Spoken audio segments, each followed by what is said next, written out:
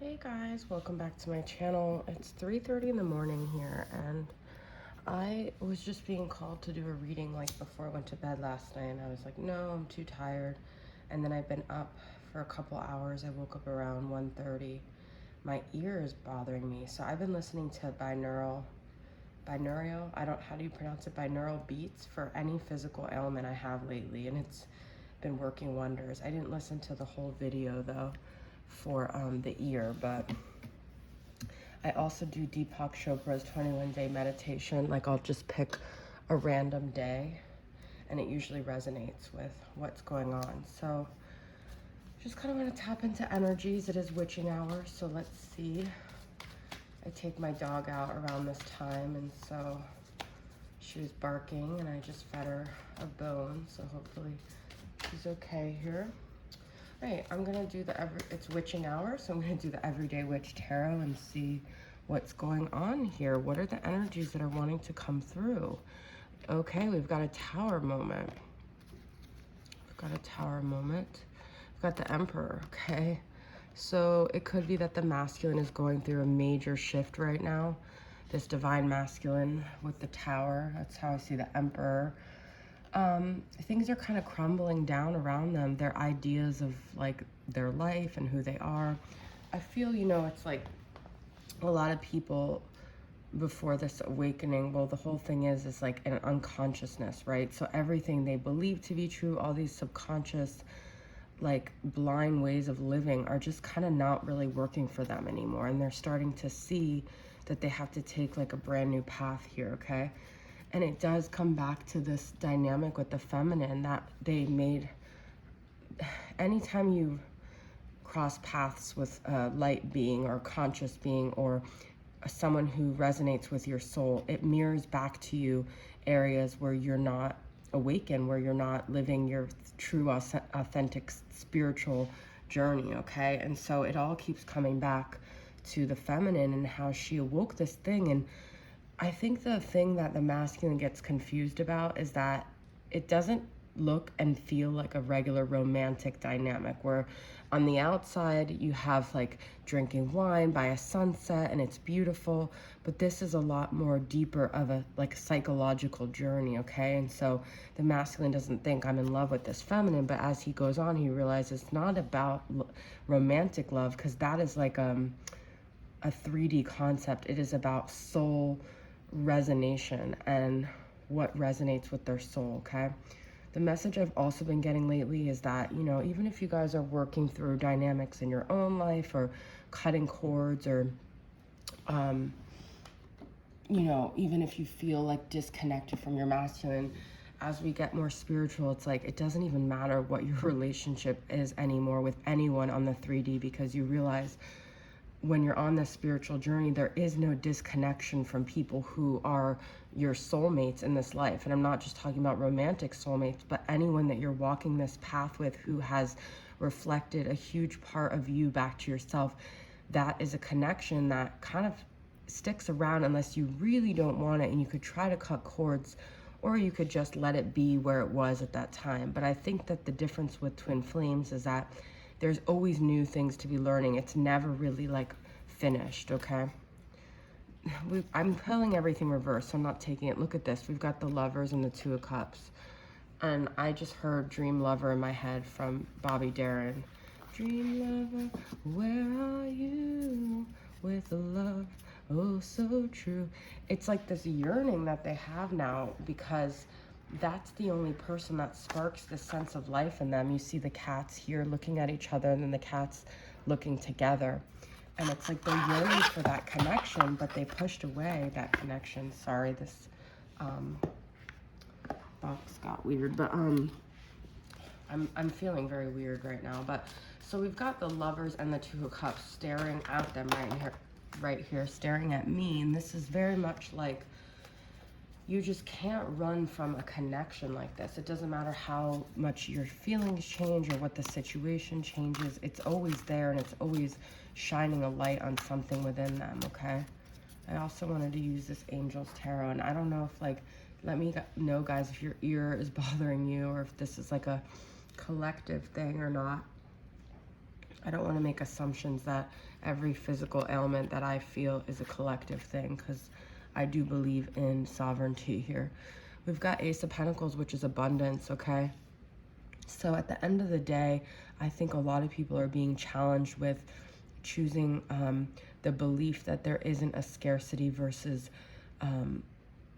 choosing to believe that there is abundance despite what media is telling us right now, despite what news, despite what the world looks like. Because if you look at things from a very 3D perspective, things don't seem very abundant. But then there's this like potential if we just stay in tune to our spiritual journey, okay? And so deep down, the masculine, you know, that's I think what the thing that draws the feminine about to the masculine is that they do have this sense of, even though we talk about how they're dark and they're going through the shadows, and we saw their shadow side because they let it out with us, right?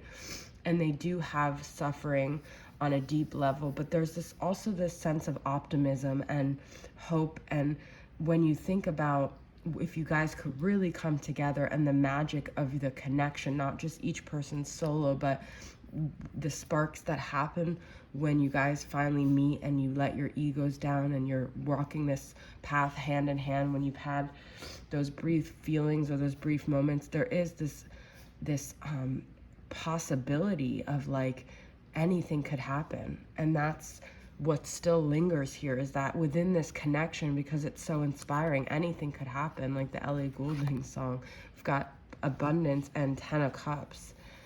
Angels of commitment, the lovers again, which is also, guys, Gemini energy. I can't believe we got the lovers twice.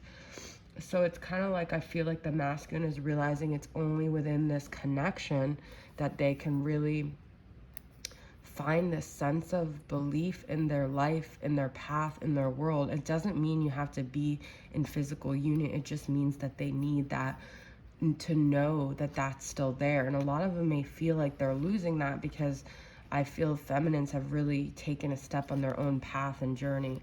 That's what I'm saying. There's a departure. There's an 8 of cups. There's like the feminine has walked away in the sense of a 3D, and the masculine is like really itching to know that the feminine is still there. Okay, so because that's what they rely on to give them that sense of life, that sense of spark. Okay. All right, let's get from this oracle of energies. These are all, the 8 of cups is also like, you know, letting go of our negative belief systems that are holding us back, that make us feel trapped in a life that we don't want. Believing in abundance, believing in positivity and possibility, despite what any messages we receive on the outside. Okay. This is the oracle of 7 energies. I was just really being called to use this deck. This is a huge reason why I was being called to do this reading. Okay. Body and soul. Oh my God. I haven't even ever pulled that card from this deck. I'm talking about a deep soul journey here, and it is recognized through the physical connection that I'm not even saying you had to have been intimate with your masculine, but the actual meeting of bodies was like the meeting of souls here. And it was like a beautiful uncaging. Okay. I have my own interpretation already of this, but I want to just get some key words that it says in the book for each one of these cards. Body and soul, taking care of yourself, seeing yourself as a complete package, body not separate from soul, centered in your sense of self, comfortable in your body, your authentic identity, and your physical health. It's really interesting because I was thinking about that, like, in terms of, like, just my, well, I'm not going to get into that. It's more personal stuff, but beautiful and caging, the prison of guilt, a need for self-inventory, rigorous honesty, accountability, making amends. Okay, so I feel that the masculine hurt the feminine's body and soul, okay, through their actions. And there's this need for them, in order for them to heal, they have to make amends with the feminine.